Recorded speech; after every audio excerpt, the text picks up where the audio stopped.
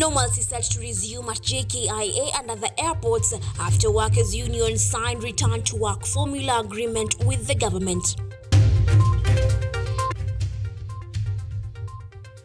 Deepika Shagwa shunts early campaigns, asking politicians to concentrate on delivering government development agendas.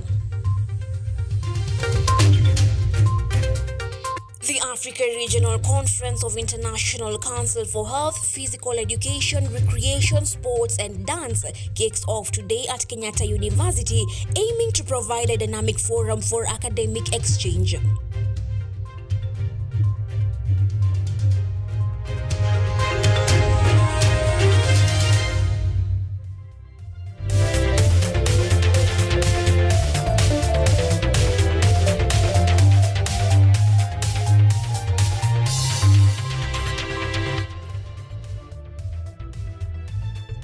This is KUTV Primetime News with Yvonne Kemuma.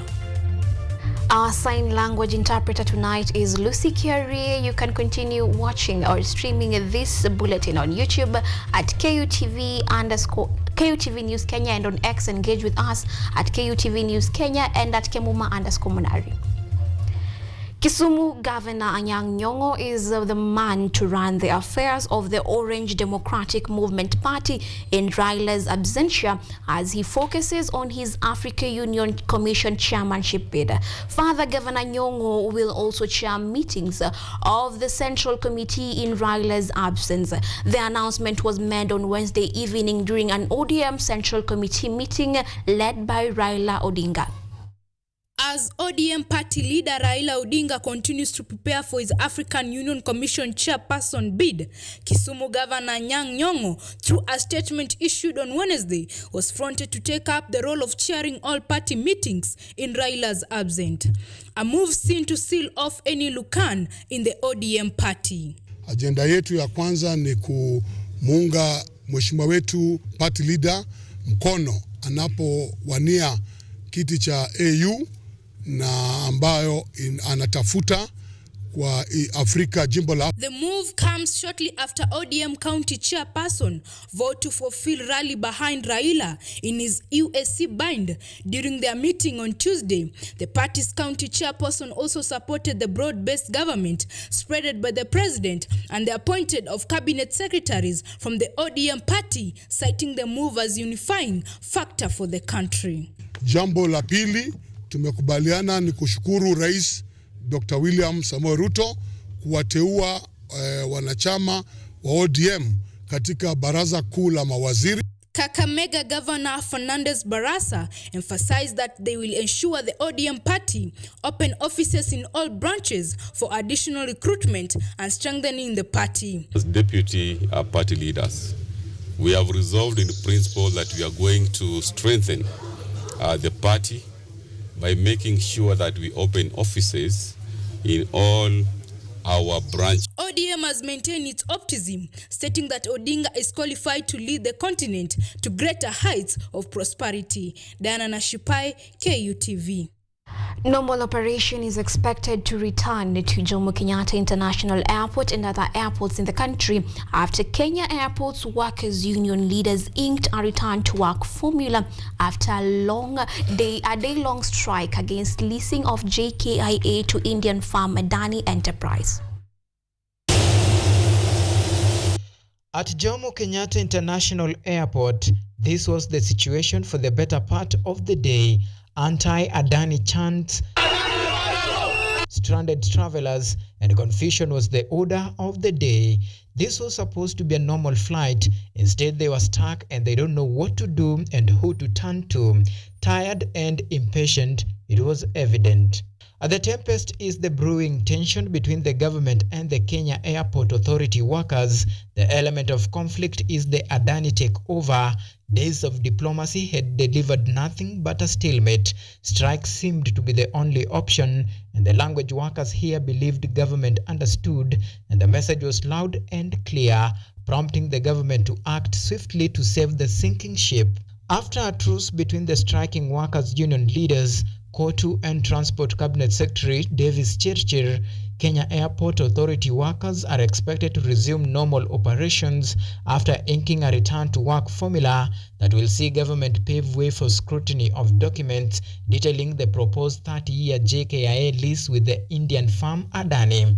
The strike comes at the backdrop of a court order suspending further dealings until the case filed by the Law Society of Kenya challenging the leasing of Jomo Kenyatta International Airport to a private investor. The Adani enterprise is hard and determined.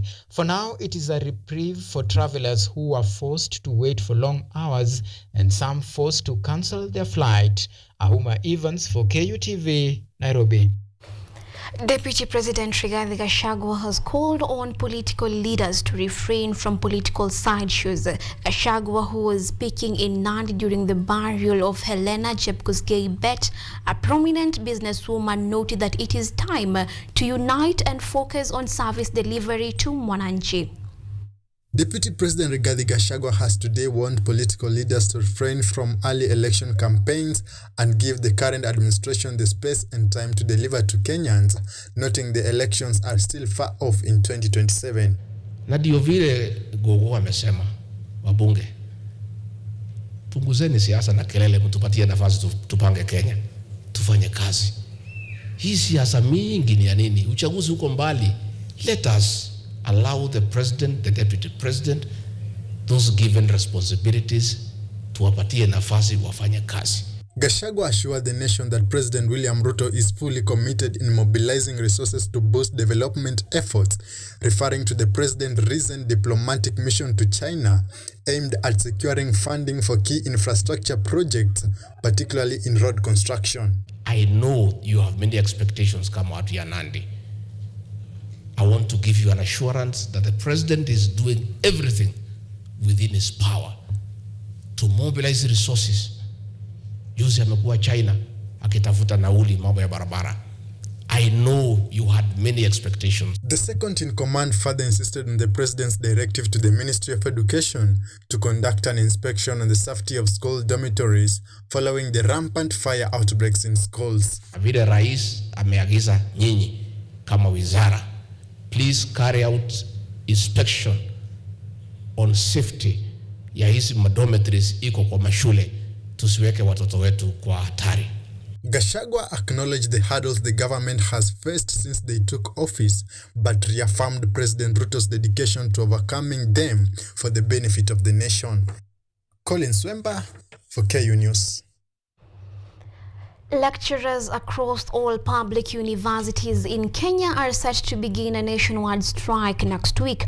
The University Academic Staff Union UASI has formally issued a 7-day strike notice, with the action scheduled to commence on Wednesday, September 18th of 2024.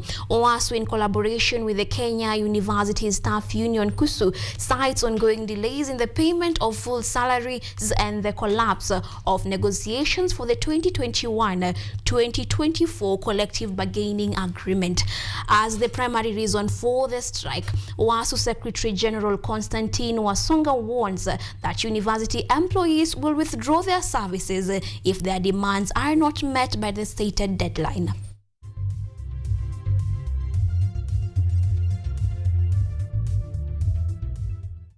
One person died and 12 others injured on Wednesday after liquefied petroleum gas tanker lost control and rammed into several vehicles, including a 14-seater matatu at the Mai Mahiu escarpment. Reports indicate that the 14-seater matatu belonging to Galaxy Sacco was knocked from behind and thereby overturned and rolled down the escarpment. One of the two other vehicles that were involved in the accident was ferrying mourners to a burial in Rongo, Homa Bay County. The injured were rushed to hospital for immediate medical attention.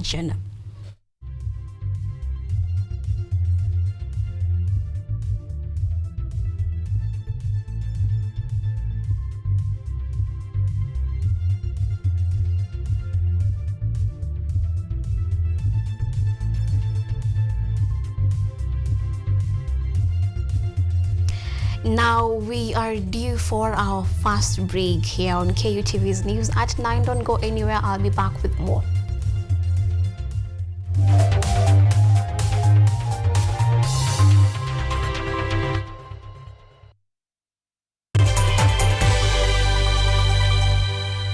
Are you an aspiring media practitioner, a graduate, or you just want to advance your skills in television production?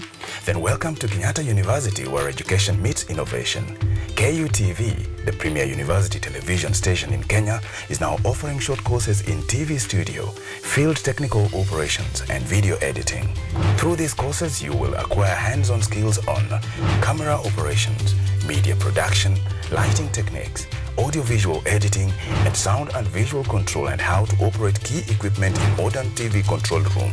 Enroll today at KUTV and discover your full potential in cutting-edge TV broadcasting. Graduates of these courses will receive professional certificates. For more information, visit our offices at KUTV Studios or call us on 020-870-4252 or 020-870-4255 or SMS us on 0739-110-544. KUTV, a new experience.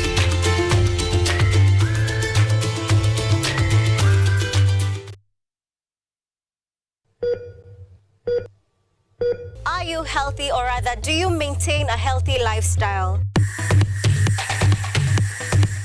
According to WHO, health is regarded as a state of complete physical, mental, and social well-being, and not merely the absence of disease. Welcome to Focus on Health, a show on all matters health, wellness, and lifestyle.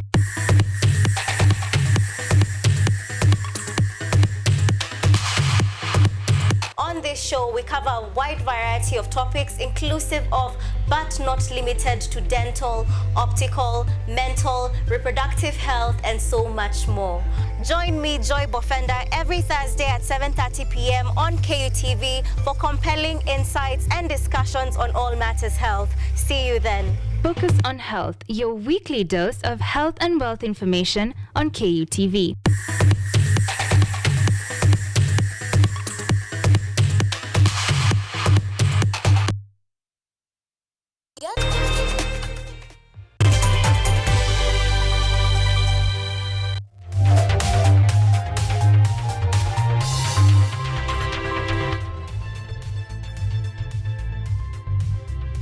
You are watching KUTV Primetime News with Yvonne Kemuma.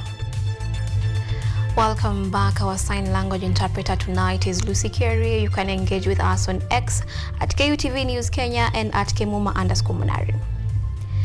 The Africa Region Conference of International Council for Health, Physical Education, Recreation, Sports and Dance has officially kicked off at Kenyatta University. The conference, graced by the Second Lady through her representative Nancy Gathenge and the Kenyatta University's acting Vice Chancellor Professor Washeke Wanjohi, aims to provide a dynamic forum for academic exchange and development in related fields. Listen in.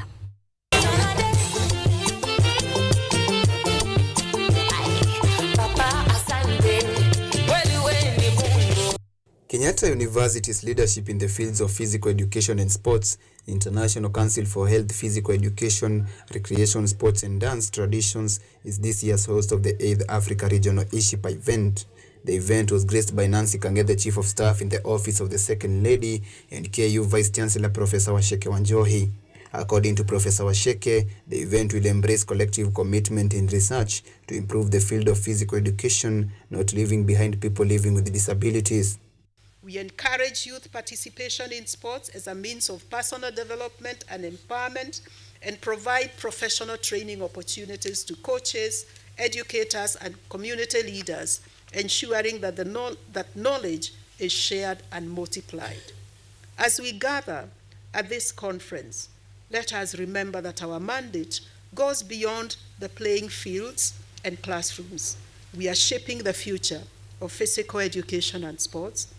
Representing the Second Lady, Ms. Nancy Kangethe highlighted that sports through physical education contributes to the personal well-being of an individual. The Office of the Second Lady further lauded universities for embracing physical education, stating that it has improved the involvement of sports activities in Kenya. Education, sports, recreation, and dance contribute significantly to holistic development of individuals, physically, intellectually, emotionally, and socially. It is worth noting that on a social level, Sports act as a universal language. It unites people across diverse backgrounds. And further, sports provides a powerful platform to instill values such as teamwork, tolerance, and inclusion. Professor Caroline Ndorua, DVC Research, Innovation and Outreach at Kenyatta University, stated that under the theme of this year's event of enhancing professional practice and sustainable development in physical education, research, innovation and outreach, the event fosters social integration while improving athletics performance. As we gather here today, we stand at the intersection of sports science, education, and innovative fields that have profound impacts on the physical and mental well-being of individuals and communities. United Nations Educational, Scientific and Cultural Organization Regional Office Representative in Eastern Africa, Mr. Ngendau Ngata, lauded Kenyatta University for the milestone, mentioning that UNESCO leads in sponsoring practice and research and strengthening the practice of physical education under the Fit for Life initiative. This platform is also an opportunity for reflecting more on the condition for the generalization of physical education and sport as a major tool, not only for health and physical development, but also for acquiring values necessary for social cohesion and intercultural dialogue, including through recreation, activity, and dance. With the start of this event, Kenyatta University hopes to come up with strategic efforts and measures to boost physical education in Kenya with an aim of improving mental health being prioritized. Edward Nyamo, KUTV. The rising cases of fires raising dormitories in schools now seem to be on a sharp rise after 3 dormitories in various schools caught fire in less than 24 hours. John Mbadi Oma Mixed School in Suba South is the latest to be razed down after an early Wednesday fire destroyed one of the dormitories. The incident came just a few hours after fire broke out in Gomeni's Girls in Kilifi and Isiolo Boys in Isiolo. No casualties have been reported in these incidences. Stakeholders are now calling for an urgent solution to these fires that have left a huge amount of learners, schools, infrastructures destroyed. Amidst these, the post-mortem for pupils who lost their lives in the Hillside and Arusha fire tragedy has begun today at the Narumoru Hospital mortuary.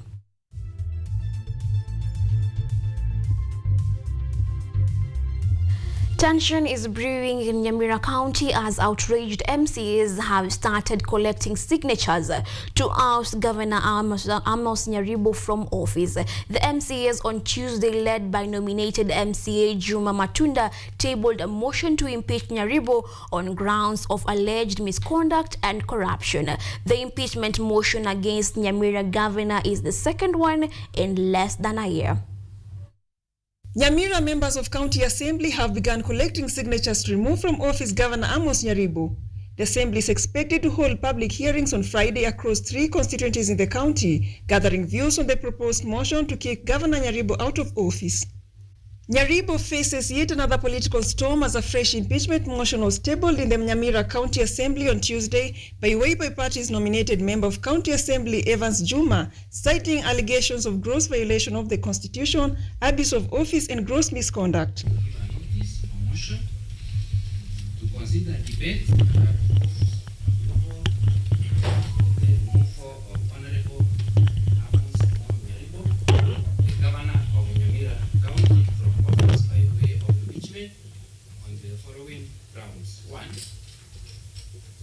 violation of the Constitution of Kenya and other laws.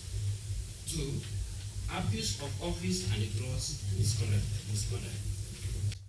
The move marks the second impeachment attempt against Governor Nyaribo after the first attempt in October last year failed with 18 MCAs voted against the motion, outnumbering the 16 who supported it. Nyaribo faces growing criticism with allegations ranging from illegal staff recruitment to nepotism. The impeachment motion comes amid mounting scrutiny over his administration's financial dealings, including irregularities in road projects and questionable expenditures. Governor Nyaribo has in the past blamed political rivalries for his impeachment attempts and also had to fend off Gen Z-led protests accusing his government of nepotism and corruption. As the countdown to Friday's public hearings continues, all eyes are on Nyamira County, where the governor's fate hangs in the balance. Brenda Nyongesa, KUTV. Time for our second break in KUTV's news at 9. I'll be back with the sports news on the other end.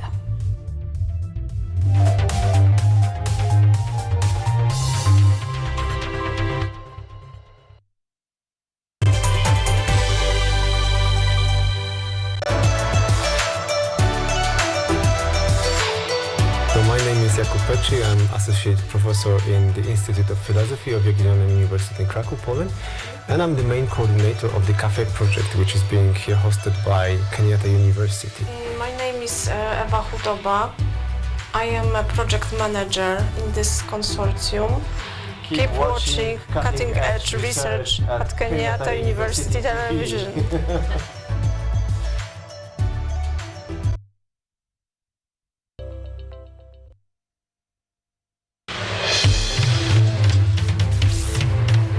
Tunachimba hadi mizizi kukuletea yanayojiri. So mimi naomba tu serikali yetu ya Mungu, jibarikiwe na Mungu, iweze kuteremsha bei ya mafuta. Yanayokukumba tuna maizi, tunakutetea sisiri. Kwa kweli ni speciali tukikupambia makala ya mwanamke mwake. Utasema hupendi mizizi ya habari. Nami Caroline.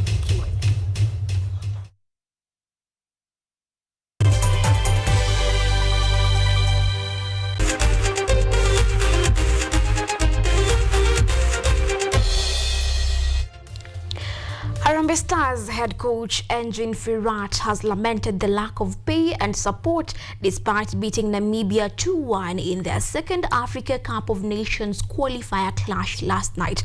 Firat expressed frustration over the lack of Kenyan fans attending their matches and the fact that they haven't been paid for the last 9 months. He said it is sickening that the Stars have been reduced to tourists playing their home matches away from home.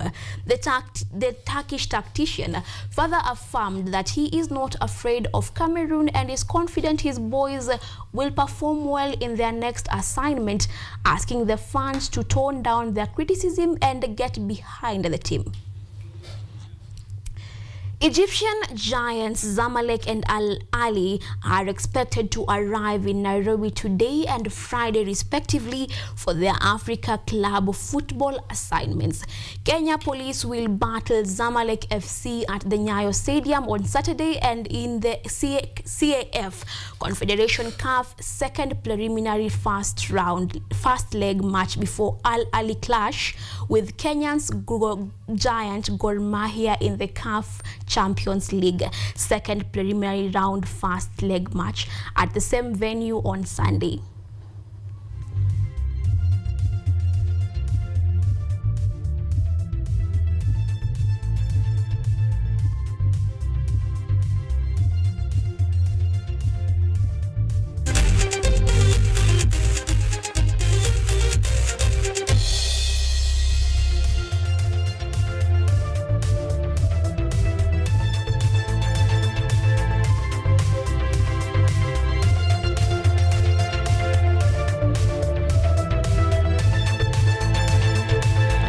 Our time concludes tonight on KUTV's News at 9. Thank you for being with us. We have been streaming on YouTube at KUTV News Kenya. Remember, you always engage with us on X at KUTV News Kenya and on X at Kemuma_Munari.